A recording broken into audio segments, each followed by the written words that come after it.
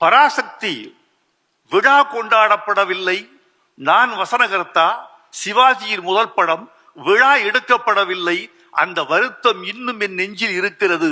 99வது நாளில் படத்தை நிறுத்திவிட்டார் மெய்யப்ப செட்டியார். அதனால் எங்களுக்கு விழா எடுக்கக்கூடிய வாய்ப்பு இல்லாமல் போய்விட்டது என்று கலைஞர் சொல்லிக் கொண்டிருந்தார். சத்தியம் திரையரங்கில் ஒரு விழா. கலைஞருக்கு இந்த ஆதங்கம், அவர் எவ்வளவு ஆசைப்பட்டிருப்பார். பராசக்தியில் தான் கொண்டாடப்பட வேண்டும், பாராட்டப்பட வேண்டும் என்று ஏதோ சில காரணங்கள். இந்த கருத்தை முதலமைச்சர், அன்னாள் முதலமைச்சர் கலைஞர்கள் சொல்லிய பிறகு பக்கத்தில் இருந்த சரவணன் ஓடி வந்தார். ஐயா, இந்த கருத்தை நீங்கள் 2-3 முறை சொல்லிவிட்டீர்கள். எங்கள் மனம் புண்படுகிறது. எங்கள் அப்புச்சியை பற்றி நாங்கள் உயர்ந்த மதிப்பு வைத்திருக்கிறோம்.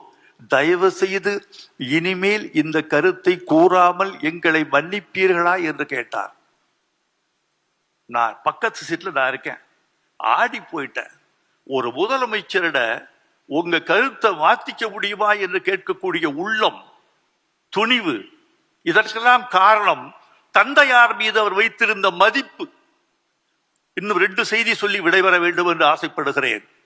ஒரு செய்தி, சிவாஜி படத்துக்கு பாட்டு எழுதிட்டு நான் வீட்டுக்கு போயிட்டேன்.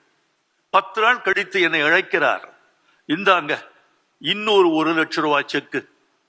என்னங்க கொடுத்துட்டீங்களே? நீங்கள் போன பிறகு வாலியை அழைத்து ஒரு பாட்டு எழுத சொன்னோம். 1 லட்சம் ரூபாய் கொடுத்தோம். எனக்கு மேலும் 1 லட்சம் வேண்டும் என்று வாலி கேட்டார். பேசாமல் கொடுத்து விட்டோம். அப்ப வைரமுத்துவுக்கு மட்டும் ஏன் குறைத்து கொடுத்தோம்? கூப்பிடு வைரமுத்துவ, இந்தா நீங்கள் 1 லட்சம் ரூபாய் வச்சுக்கங்க. வாலியும் நீங்களும் எங்களுக்கு 2 கண்கள். யாருக்கு வரும் இந்த உயர்ந்த உள்ளம்?